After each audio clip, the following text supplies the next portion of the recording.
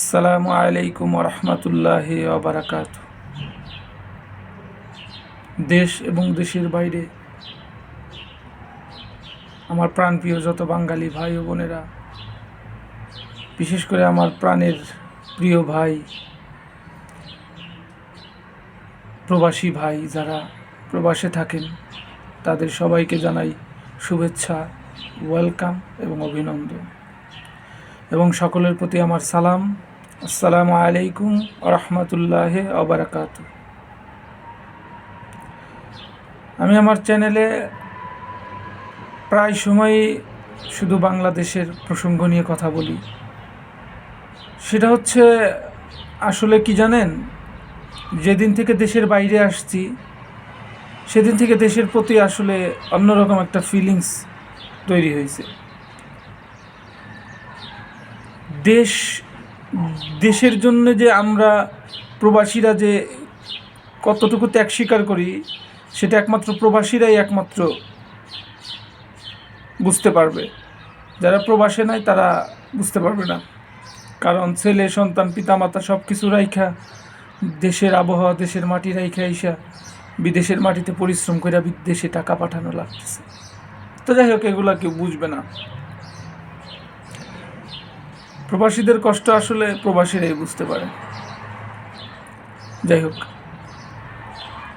আমি কথা বলবো হচ্ছে আজকে 2-4 মিনিট ইনশাআল্লাহ। এটা হচ্ছে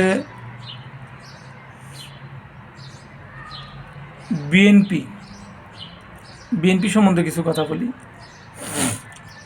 আমি হচ্ছি আম জনতা। আমার কথা যদি বিএনপির লোকজন শুই না যদি রাগ করেন তাইলে খারাপ। বিএনপির লোকজন শুই না, আম জনতার কাছ থেকে আমাদের কথা তো শুনতে হবে। আমরাই তো প্রকৃত ভোটার এবং আমরাই তো হচ্ছে আপনাদের দলের প্রকৃত লোক, যে কোনো দলের জন্য।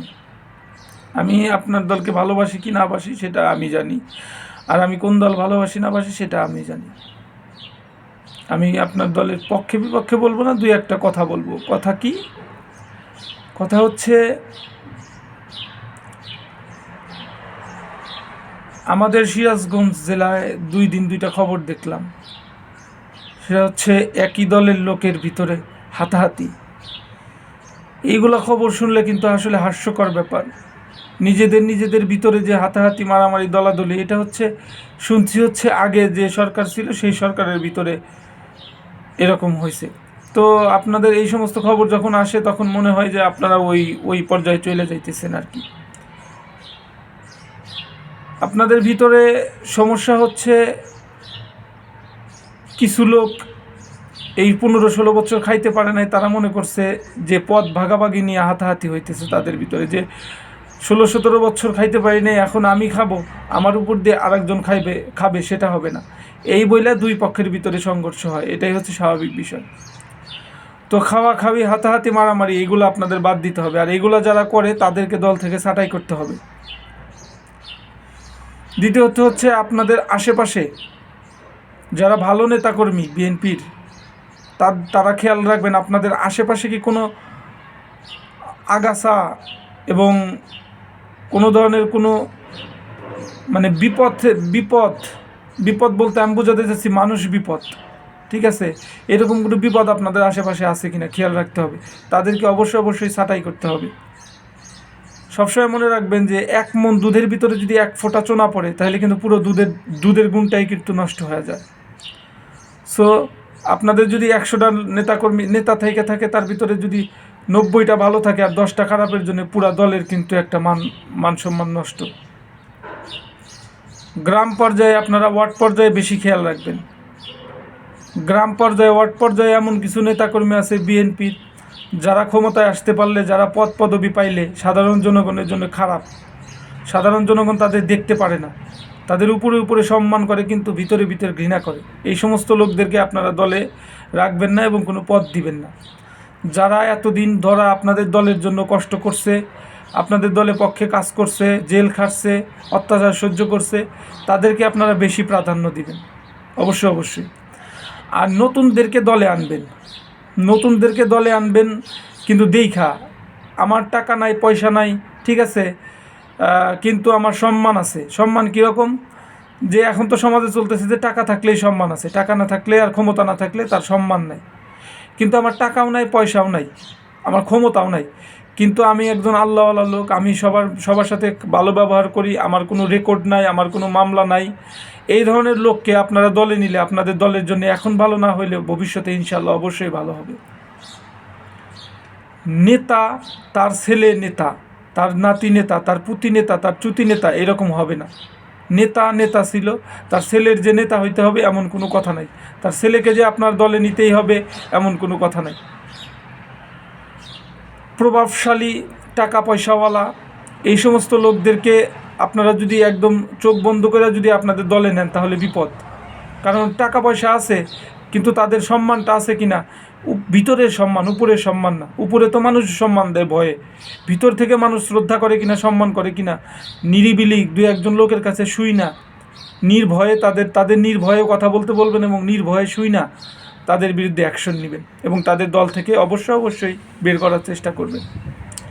আপনারা, আমি বারবার বলি যে আপনারা দলের ভিতরে খারাপ ধরনের যারা ব্যবসা করে, অবৈধ ব্যবসা, যে কোনো ব্যবসা, অবৈধ ব্যবসা, নেশা জাতীয় হোক আর যে কোনো ব্যবসা হোক, এই সমস্ত ব্যবসায়ীদেরকে আপনারা কখনো দলের ভিতরে নেবেন না। একটা কথা সবসময় মনে রাখবেন, আল্লাহ কিন্তু ছাড় দেন কিন্তু ছেড়ে দেন না। আলেমুল আমাদের কথা শুনবেন, আলেমুল আমাদের সাথে থাকবেন, আলেমুল আমাদের পক্ষে থাকবেন, আলেমুল আমাদের বিরুদ্ধে কোনো কথা বলার চেষ্টা করবেন না, বলবেনও না ইনশাআল্লাহ। ছোটোবেলা থেকে বিএনপিকে পছন্দ করতাম হচ্ছে, আমার মনে হয়তো বিএনপি মানে মুসলমান আর আওয়ামী লীগ মানে হিন্দু, এরকম আমার একটা ছিল।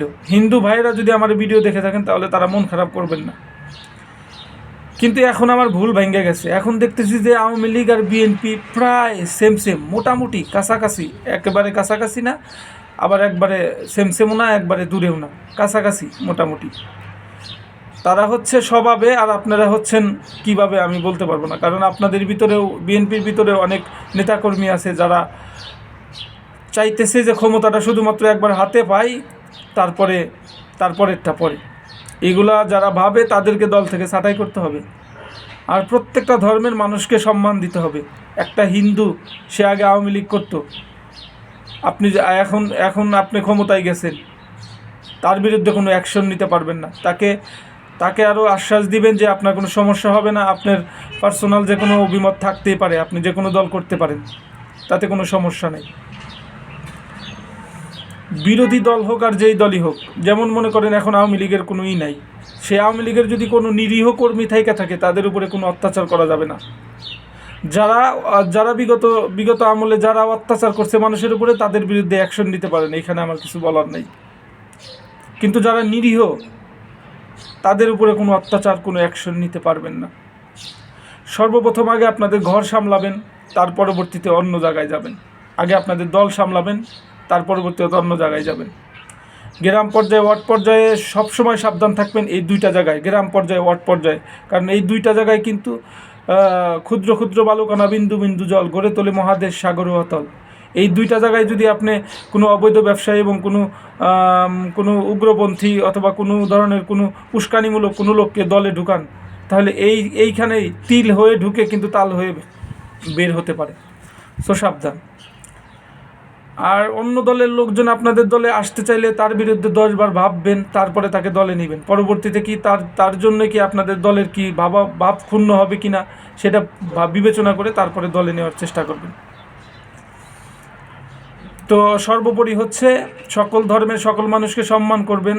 ক্ষমতায় এখনও যান নাই, আল্লাহ পাক দোয়া করি কে ক্ষমতায় যাবে আল্লাহ জানে। আমি চাই ইসলামিক দল ক্ষমতায় যাক, তারপরে যদি নসিবে থাকে আপনারা চাইলে ওইভাবে ইনশাআল্লাহ যাওয়ার চেষ্টা করবেন এবং থাকার চেষ্টা করবেন। এবং মানুষের বাক স্বাধীনতা এটা কখনো হরণ করবেন না। যে যা বলতেছে বলুক, কিন্তু খারাপ কথা বলে কিনা সেটা খেয়াল রাখবেন, তাদেরকে বুঝাবেন একবার দুইবার, তারপরে তার অ্যাকশন নেবেন।